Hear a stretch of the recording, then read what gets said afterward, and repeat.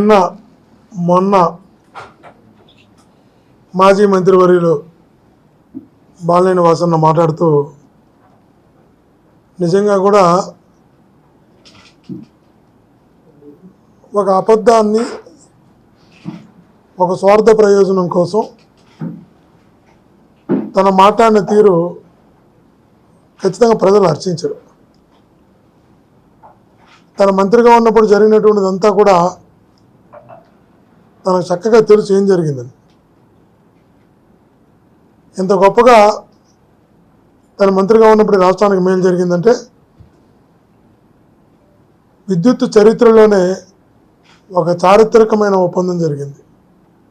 అది కూడా సెకీతో విద్యుత్ కొనుగోలు ఒప్పందం ఒక విద్యుత్ చరిత్రలో చారిత్రకమైన ఒప్పందం. సంవత్సరానికి 3,700 కోట్ల రూపాయల ఆదాయం ఇస్తూ 25 ఏళ్లకు 1,00,000 కోటి రాష్ట్రానికి ఆదాయం వచ్చేలాగా జరిగినటువంటి ఒప్పందం. చంద్రబాబు నాయుడు గారు ముఖ్యమంత్రిగా ఉన్నప్పుడు జరిగినటువంటి ఒప్పందంతో పోలిస్తే ఈపీపీఏలో 50% కన్నా తక్కువతో ఒప్పందం జరిగింది. ఆ రోజు ₹4.50 ఆ రోజు ఒప్పందం జరిగితే అది ఇంటర్ స్టేట్ ట్రాన్స్మిషన్తో కలిపి. ఈరోజు అదే ఈయన మంత్రిగా ఉన్నప్పుడు జగనన్న ముఖ్యమంత్రిగా ₹2.48 అప్పుడు ఇంటర్ స్టేట్ ట్రాన్స్మిషన్ ఏదైతే ఉందో ₹4.5 చంద్రబాబు గారు ముఖ్యమంత్రిగా ఉన్నప్పుడు చేసిన కొనుగోలుకి అదనంగా ఇంటర్ స్టేట్ ట్రాన్స్మిషన్ ఉండేది. ₹2.49 తను మంత్రిగా జగనన్న ముఖ్యమంత్రిగా జరిగిన ఒప్పందం 50% కన్నా తక్కువ, ఇన్క్లూడింగ్ ఇంటర్ స్టేట్ ట్రాన్స్మిషన్తో కలిపి. అంటే ఇంత మంచిగా జరిగిన ఒప్పందాన్ని మంచిని చెప్పుకోలేని దీన స్థితిలో ఈరోజు కూటమి ప్రభుత్వంలో వాసన ఉండడం నిజంగా కూడా బాధాకరం. మేము ఎవ్వరం కూడా వాసన్న వాళ్ళకి దగ్గర అవ్వడం కోసం, వాళ్ళని మెప్పు పొందడం కోసం, వాళ్ళని మెప్పించడం కోసం, వాళ్ళకి దగ్గర ఏదో ఒక రకంగా రాజకీయంగా ఎదగడం కోసం ఈ స్థాయికి దిగజారుతాడని మేము కళ్ళలో కూడా అనుకోవాలి. మంచిని మంచిగా చెప్పుకోలేనటువంటి దీన స్థితిలోకి ఆయన నిలిపినాడు ఈరోజు. నిజంగా ఇది తన క్యారెక్టర్కి తను అనుకుంటున్నారు జగన్మోహన్ గారి వ్యక్తిత్వాన్ని హననం చేస్తే తనను గుర్తిస్తారు, గౌరవిస్తారు, తనకు పార్టీలో ప్రాధాన్యత ఇస్తారు అనే ఒక భ్రమలో తన వ్యక్తిత్వాన్ని తను హననం చేసుకుంటున్నాడు, తన వ్యక్తిత్వాన్ని తను దిగజార్చుకుంటున్నాడు. ఈ ప్రజలందరూ కూడా అలా భావిస్తున్నారు అనే విషయాన్ని నిజంగా వాసన మర్చిపోతున్నాడు. ఇది మంచిది కదా, ఎందుకంటే తను నేను ఎంపీ ఎమ్మెల్యేలుగా పోటీ చేశాం, తిరిగాం. కానీ ఎవరినో మెప్పించడం కోసం, ఎవరికో దగ్గర కోవడం కోసం, ఏదో ఒక ఎమ్మెల్సీ అవ్వడం కోసమో, దానికన్నా పై పదవి కోసమో ఈరోజు మనిషి అలా దిగజారిపోతాడు మేమైతే ఊహించలేకపోయాం. ఎవరు అంటున్నారు సార్ తన భ్రమలో ఉన్నాడు, పాపం ఆ ఎమ్మెల్సీ పదవి కూడా 9 కోట్లు ఎంత ఇచ్చి కొనుక్కునే పరిస్థితిలో ఉన్నాడు తన పాపం. అక్కడ తనకి ఆడు ఫ్రీగా కూడా ఇవ్వడం లేదు అంటే ఆశ్చర్యం వేస్తుంది. మీరు మంత్రిగా ₹2.49 ఇంటర్ స్టేట్ ట్రాన్స్మిషన్తో కలిసి ఒక బ్రహ్మాండమైన ఒప్పందం జరిగి సంవత్సరానికి 3,700 కోట్ల రూపాయలు రాష్ట్రానికి ఆదాయం రావడం, నాణ్యమైన విద్యుత్తు, పగటిపూట విద్యుత్తు ఇచ్చేలాగా ఒక ఒప్పందం కుదిరితే నా పేరులో ఇంత మంచి ఒప్పందం జరిగిందని చెప్పాల్సింది పోయి అర్ధరాత్రుల్లో నా చేత సంతకాలు పెట్టించాలంటే నేను సంతకం పెట్టలేదు, సంబంధం లేకుండా క్యాబినెట్ అప్రూవ్ చేశారంటున్నారు. మీ ద్వారా అడుగుతున్నా వాసన్న ఒకటే చెప్పిన 2021 సెప్టెంబర్ 10 మనకి సెక్యూ నుంచి ఒక లెటర్ వచ్చింది ప్రభుత్వానికి. ఆ మరుసటి రోజే క్యాబినెట్ ఉంది. ఆ లెటర్ వచ్చిన తర్వాత ఆ లెటర్లో వారు ఇన్ ప్రిన్సిపల్గా దాన్ని అప్రూవ్ చేస్తూ క్యాబినెట్కి తీసుకొచ్చారు. అందులో కూడా మీరు సంతకం పెట్టారు. ఇన్ ప్రిన్సిపల్గా సెప్టెంబర్ 10 2021 వచ్చిన లెటర్లో, ఇన్ ప్రిన్సిపల్గా వచ్చిన లెటర్లో కూడా సికి అంటే ఇది కేంద్ర ప్రభుత్వ తరపున వచ్చినటువంటి సంస్థది. దాంట్లో లెటర్లో మీరు సంతకం ఇన్ ప్రిన్సిపల్గా తీసుకున్న నిర్ణయంలో కూడా మీ సంతకం ఉంది. ఆ రోజు అప్రూవ్ కాల క్యాబినెట్లో.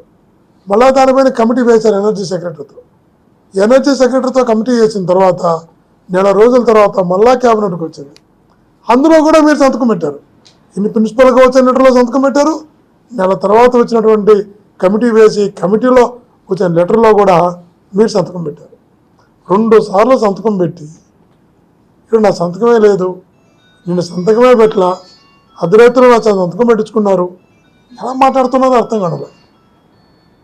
ఈరోజు చంద్రబాబు గారు కూడా అడుగుతున్నావు, చంద్రబాబు గారిని అడుగుతున్నావు, వాసనని అడుగుతున్నావు. నువ్వు ఒక్కటే చెప్పు, అనేక నిర్ణయాలు క్యాబినెట్లోకి టేబుల్ ఎజెండా కింద వస్తాయి. టేబుల్ ఎజెండాలో కూడా పెట్టి ఈ ప్రభుత్వమైనా ఆ ప్రభుత్వమైనా కేంద్ర ప్రభుత్వమైనా కొన్ని నిర్ణయాలు కొన్ని ఆలోచనలు టేబుల్ ఎజెండా కింద కూడా వస్తాయి. కొన్ని ముందు రోజు నిర్ణయాలు తీసుకున్నట్టు ఉంటాయి. ఇవన్నీ కూడా సర్వసాధారణం.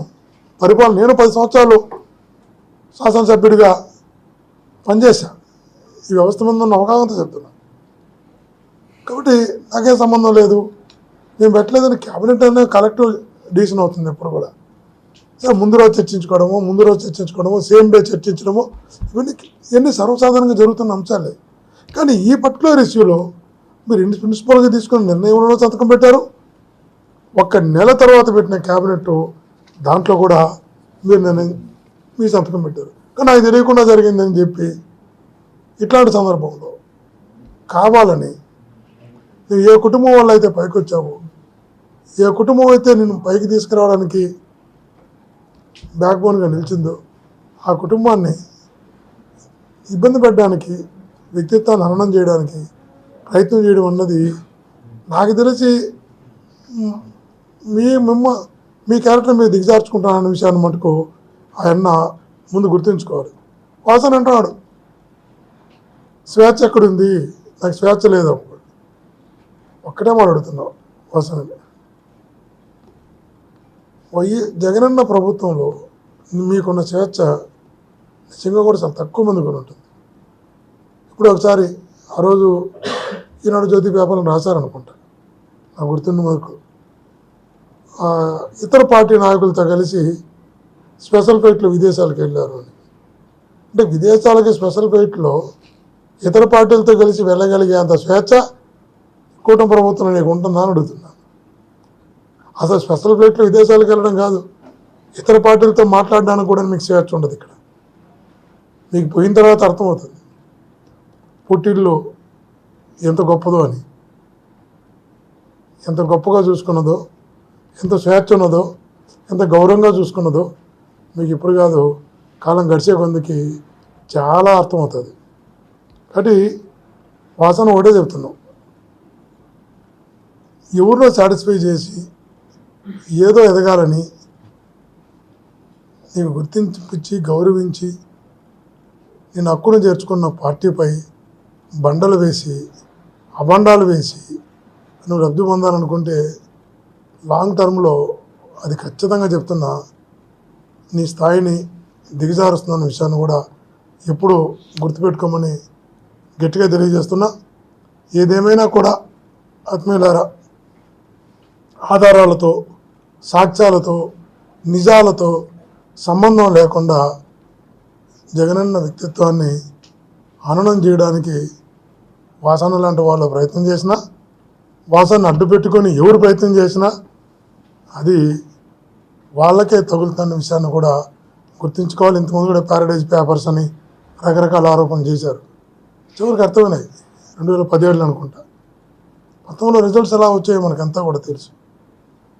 కాబట్టి వాసన మళ్ళా చెప్తున్నాం, నేను ఎక్కడ ఎంపీగా పోటీ చేసినా, ఎక్కడ ప్రతి పల్లె తిరిగా, ప్రతి ఊరు తిరిగా, ఇక్కడ ప్రజలు ఇట్లాంటి మనస్తత్వాన్ని అంగీకరించిన విషయాన్ని మీకు తెలుసు, నాకు తెలుసు.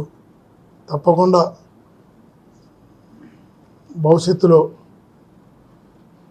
జగనన్న వైపు ఎన్ని ఆరోపణలు చేసినా, ఎన్ని అభాండాలు వేసినా, ఎన్ని రకాలుగా ఎంతమంది కలిసి ఒక వ్యక్తిని ఎదుర్కోవడానికి ఎన్ని పార్టీలు కలుస్తున్నాయి,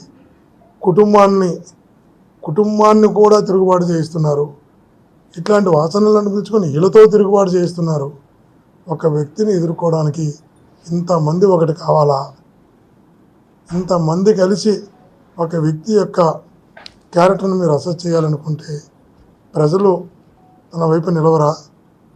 కానీ ప్రజలు అండ బలం జగనన్నకు ఉంది కాబట్టి ఇటువంటివన్నీ కూడా నిలవ ప్రజల ముందరని కూడా తెలియజేస్తున్నా. థ్యాంక్ యూ అనండి.